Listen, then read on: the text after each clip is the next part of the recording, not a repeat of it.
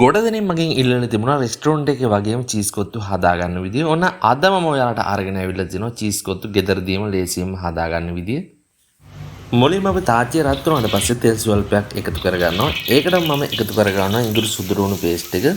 ඊට පස්සේ අපි මෙන්න මේ විදිහට බිත්තරයක් එකතු කරගෙන හොඳින් කලවම් කරගන්නවා. ඊළඟට මම එකතු කරගන්නවා මීට් අයිටම් ටික. ඉතින් අද අපි හදන්න යන්නේ මික්ස් චීස් කොත්තුවක්. ඒකට අවශ්‍ය අමුද්‍රව්‍ය ටික තමයි මම එකතු කරගත්තේ. ඊළඟට මම මෙන්න මේ විදිහට ෆ්‍රෙෂ් මිල්ක් ටික එකතු කරගෙන ඒ වගේම කපාගත්ත එළවලු ටිකත් එකතු කරගන්නවා. මේ විදිහට එළවලු ටික එකතු කරගත්තට පස්සේ චීස් කෑලි දෙකක් එකතු කරගන්නවා. මෙන්න මේ විදිහට ලුණු සහ සීනි රස පදමට එකතු කරගන්නවා. ඉතින් ඔයාලට ටිකක් සැරට ඕන නම් ඔයාලට ගමිස් ටිකක් වගේ එකතු කරගන්න පුළුවන්. ඊට පස්සේ මෙන්න මේ විදිහට මම එකතු කරගන්නවා රොටි ටික.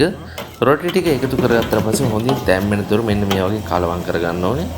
ඉතින් මෙන්න මේ විදිහට පොත් රොටි ටික හොඳින් තැම්බුණාට පස්සේ අපි ලිස් ටිකත් එකතු කරගෙන ටික වෙලා කලවම් කරගෙන අපිට අමුත්තන්ට පිළිගන්නවන්න පුළුවන්. ඉතින් මෙන්න මේ විදිහට තමයි අපි හදාගත්ත චීස් කොත්තු තියෙන්නේ. ඔයාලත් හදලා බලලා කමෙන්ට් එකක් දාන්න අමතක කරන්න එපා. කියලා එන සුබ දවසක් ඔයාලා හැම දිනකටම